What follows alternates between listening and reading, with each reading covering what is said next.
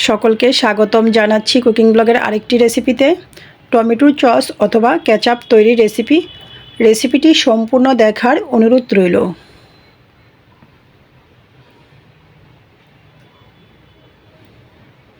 প্রথমে একটি গামলাতে টমেটোগুলো নিয়েছি, ডাটা ফেলে একটি একটি করে ভালো করে ধুয়ে নিচ্ছি।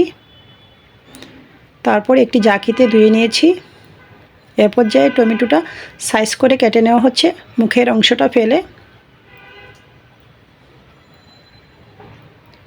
তো সসের জন্য অবশ্যই টমেটোটা পাকা হতে হবে, ভালো করে লাল টমেটো হলেই সসটা সুন্দর হয়। তো যে পাত্রটিতে আমি সসটা তৈরি করব, পাত্রটা ক্লিন করে টমেটো আর রসুন নিয়েছি, ঢাকনাটা দিয়ে চুলাটা অন করে দিয়েছি। তো কেউ চাইলে রসুনটা স্কিপ করে যেতে পারেন।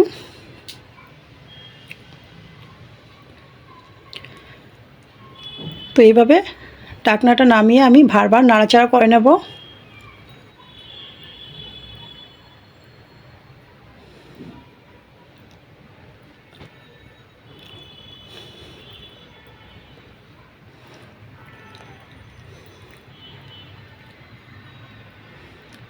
টমেটোটা বয়েল হয়ে গিয়েছে, এই পর্যায়ে চুলার আঁচ বন্ধ করে দেব।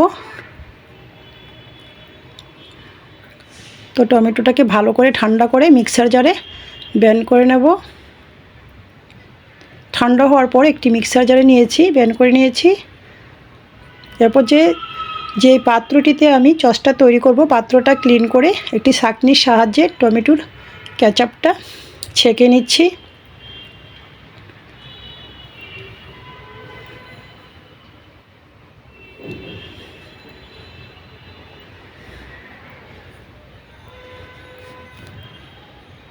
আমি এখনও চুলাটা অন করিনি।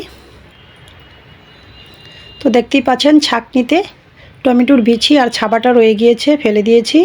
তো এই পর্যায়ে দিয়ে দিয়েছি স্বাদ মতো লবণ,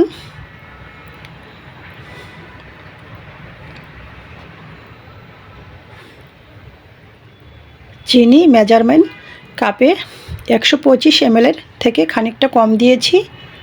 দিয়ে দিয়েছি তেঁতুলের কাঠ,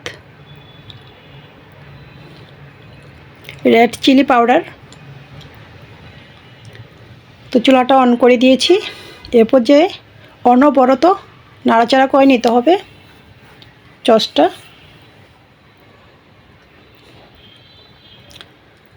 তো চুলার আঁচ মিডিয়াম টু লো রেখেই সসটা তৈরি করতে হবে খানিকটা সময় নিয়ে।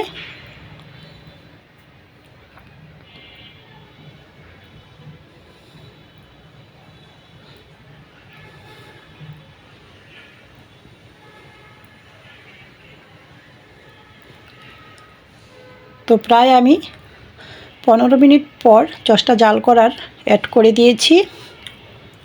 মেজারমেন্ট কাপের ছোটো কাপের হাফ কাপ ভিনেগার অথবা সিরকা। আবারও অনবরত নাড়াচাড়া করে নিচ্ছি।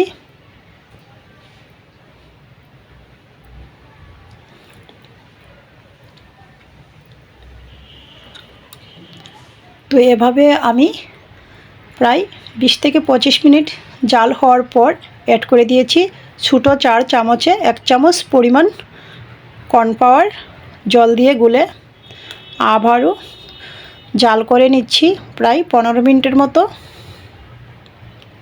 তারপর রেডি হয়ে গিয়েছে আমার টমেটোর সস তৈরির রেসিপি। তো রেসিপিটির কোনো অংশ যদি বিন্দুমাত্র ভালো লেগে যায়, আমার ফেসবুক পেজটা ফলো, ইউটিউব চ্যানেলটা সাবস্ক্রাইব করে সাথেই থাকবেন। সকলকে ধন্যবাদ।